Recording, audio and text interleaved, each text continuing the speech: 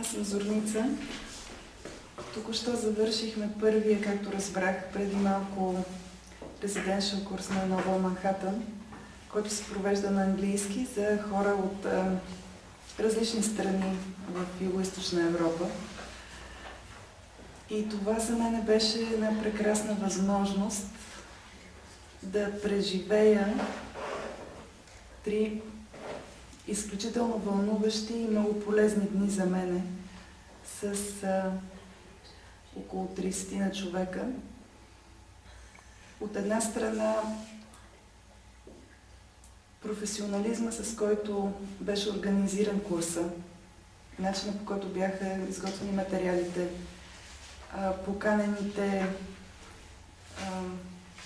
коучове, които се погрижиха да научим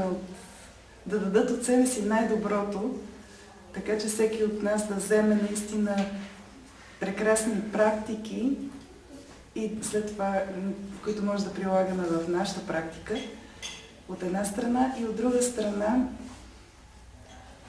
запознанството ми и работата през тези дни с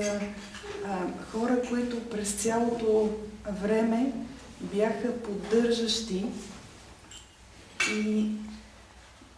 моментите, които бяха предизвикателства за мене, защото има много предизвикателства в този курс, следователно много възможности за развитие, по един доста плавен и приятен начин ми помогнаха да се придвижа напред. За което благодаря и на организаторите, и на участниците, и на себе си.